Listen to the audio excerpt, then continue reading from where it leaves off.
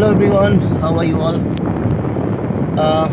आज का जो वीडियो है वो बहुत ही शॉर्ट वीडियो है। काफ़ी सारे क्वेरीज़ हैं, जैसा काफ़ी सारे पेरेंट्स का कॉल आता है और इंस्टीट्यूट में भी बहुत सारे काउंसलर्स यही बोलते हैं कि सर फाउंडेशन के जो बच्चे हैं उनका पेरेंट्स या उनका जो गार्जियन है उनका मेन क्वेरी ये होता है कि सर फाउंडेशन में हम लोग जब हम फाउंडेशन बोलते हैं तो उसमें हमको क्या करना चाहिए कि जो CBSE या ICSE का जो बुक है केवल उसी का प्रिपरेशन लेना चाहिए या फिर उसको थोड़ा सा हायर स्टैंडर्ड पे लेना चाहिए।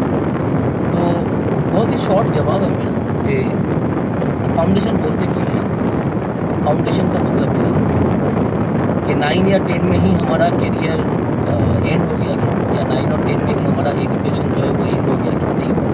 फाउंडेशन मतलब है कि आगे जाके 11-12 का जो टॉपिक होते हैं, जो सब्जेक्ट का एनालिसिस अगर आप करोगे तो देखो सर कुछ है नहीं इसमें। मतलब अगर आप सही जगह से आपने अपना सब्जेक्ट का पढ़ाई किया है, मतलब आपने BSc किया है, आपने MSc किया है, किसी ने PhD किया है, व्हाटएवर इट इज़, तो उनको पता होता है कि एक्चुअली जो IIT लेवल पे या ओलंपियाड लेवल पे जो क्वेश्चंस आते हैं, ठीक है, तो वो क्वेश्चंस केवल एक बेसिक आइडिया का टेस्ट नहीं करता, वो एप्लीकेशन का टेस्ट करता है और उसमें बहुत सारा चीज़ होता है जो हम लोग बेसिक लेवल पे पढ़ते नहीं हैं। जैसे अगर आप मान लीजिए कि मैं कोई एक पर्टिकुलर एग्जांपल का बात करूँ, जैसे मैं आयनिक इक्विलिब्रियम चैप्टर का बात करूँ, तो आयनिक इक्विलिब्रियम चैप्टर में न्यूमेरिकल्स कहाँ तक बन सकते हैं।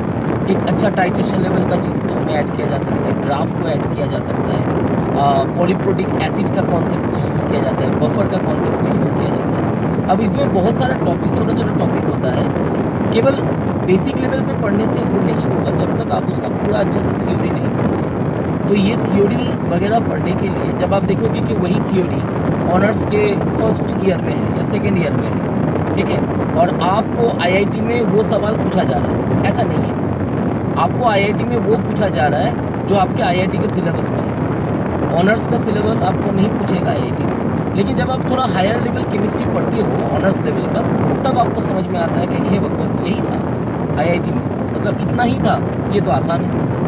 तो मेरा कहने का मतलब है कि जब आप मतलब अगर आप मान लीजिए 11-12 में पढ़ाई करो अच्छे स्टूडेंट, तो क्लास 6 का मैथमेटिक्स आपको कैसा लगेगा, किस लेवल का लगेगा, 8 का कैसा लगेगा, 7 का कैसा लगेगा, 9 का कैसा लगेगा। तो ठीक उसी तरीके से है कि जब आप थोड़ा हायर लेवल का प्रिपरेशन करोगे तो जो बेसिक चीज़ है वो आपको आसान लगने लगेगी, राइट। तो अभी मान लीजिए मैं अगर 9-10 का CBSE का बात करूँ, मोस्टली सब लोग ऐसे प्रोनाउंसिएशन करते हैं CBSC नहीं होता है, CBSE होता है। तो एनीवे तो अगर आप उसका देखोगे तो उसमें नंबर ऑफ़ चैप्टर्स, मैं केमिस्ट्री की बात कर रहा हूँ, बहुत कम होता है, ठीक है। तो आप पूरा साल उस चैप्टर्स को केवल पढ़ोगे और उसी को केवल प्रिपेयर करोगे और उससे ज़्यादा आप कुछ पढ़ना नहीं चाहोगे, I think this is just you are wasting your time. देखो वेस्टिंग ऑफ टाइम बहुत तरीके से होता है, ये भी एक वेस्ट ऑफ टाइम। अगर मैं ICSE का बात करूँ तो ICSE में कंपैरेटिवली जो है सिलेबस थोड़ा सा नहीं, मतलब मैं तो बोलूँगा कि काफ़ी एलाबोरेटेड है, काफ़ी ज़्यादा एलाबोरेटेड। इसलिए मैं हमेशा प्रेफर करता हूँ कि ICSE का जो सिलेबस होता है उसको देख के अगर CBSE के स्टूडेंट्स को भी पढ़ाया जाए तो उससे क्या होता है कि उनका एक माइंडसेट बन जाता है हायर स्टैंडर्ड का ऑलरेडी। लेकिन इसके साथ भी आपको बहुत कुछ करना चाहिए। फाउंडेशन का मतलब ही वो होता है कि 11 और 12 आपको आसान लगने लगे, 11 और 12 आपको प्यारा लगने लगे, और 11-12 को अच्छा लगने के लिए पूरा 11-12 का सिलेबस आपको 9-10 में नहीं पढ़ना होता है। वो सब फर्जी बातों पे मत जाइएगा कि बहुत जन ये बोलता है कि मेरा तो 9 में ही, ये सब बेवकूफ़ी वाला बात है, ये सब नहीं होता है कि 9-10 में ही मेरा 11-12 सिलेबस कंप्लीट हो गया, नहीं होता। मैं बता रहा हूँ आपको, नहीं होता है वो सब। जिसका रैंक आ गया अब वो बहुत सारा बातें बोलते हैं, ठीक है। मैं भी जब क्लास 10 में वेस्ट बंगाल में एक बहुत अच्छा टॉप रैंक लाया था, तो मेरा एक मेरे से जो थोड़ा बेहतर एक रैंक वाले थे, मैं उसके घर में गया था तो मुझे पहले सुनने में आया था कि वो एक मिट्टी का घर में रहता है, ठीक है। उसका जो घर का जो छत्ता है वो टाली से बना हुआ है, ठीक है, उसका कोई पक्का घर भी नहीं है। जब मैं देखा तो देखा कि एक आलीशान बांग्लो में वो रहता है, ठीक है। तो वो कहने के लिए बहुत कुछ बोल देता है, ठीक है, ऐसा नहीं होता है। आप समझिए कि वो जो 9-10 में तैयारी होता है वो केवल उसी लेवल का तैयारी होता है जो लेवल का चीज़ वो डाइजेस्ट कर सकता है। पूरा 11-12 का सिलेबस आपको नहीं पढ़ना है, आप 9-10 का सिलेबस को पढ़ो, साथ में हम लोग जो आपको थोड़ा सा हायर स्टैंडर्ड पढ़ा रहे हैं। जैसे आप मान लो एटॉमिक स्ट्रक्चर पढ़ रहे हो, तो एटॉमिक स्ट्रक्चर में अगर आपको सोडियम का कॉन्फ़िगरेशन पूछेंगे तो आप 281 लिखोगे। अब वही चीज़ को अगर हम लोग थोड़ा सा 11-12 में जो पढ़ते हैं, जिसमें हम लोग सबसेल ऑर्बिटल्स का बात करते हैं, क्वांटम नंबर का बात करते हैं, अगर आप ये थोड़ा सीख लोगे तो इसमें कोई हानि नहीं है, आपका टाइम भी वेस्ट नहीं होगा, राइट। तो फाउंडेशन का ज़रूरत है। अगर आप सब्जेक्ट वाइज देखोगे तो हर सब्जेक्ट में एक फाउंडेशन लेवल पे बेसिक चीज़ को अच्छे से करना होता है जो उससे रिलेटेड हो। ऐसा कुछ भी नहीं करना है जो उससे रिलेटेड नहीं हो।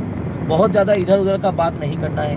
आप क्लास 9-10 में बैठ के ऑर्गेनिक में रिएक्शन मैकेनिज्म सिखाने का कोशिश मत करो, उसमें शायद वेस्ट ऑफ टाइम होगा। वो सीख लेगा जब उसका टाइम होगा। लेकिन आप जीओसी थोड़ा बहुत पढ़ा सकते हो, जीओसी का आइडिया पढ़ा सकते हो। और अगर आपका स्टूडेंट कैपेबल है तो ऑब्वियस बात है उसमें हम लोग थोड़ा सा और ज़्यादा डिस्कस कर सकते हैं। तो क्या हम लोग 9-10 में फाउंडेशन का ज़रूरत हम लोग को पड़ेगा? हम लोग क्या 9-10 का फाउंडेशन लेवल पे तैयारी करें? ऑफ कोर्स करिए।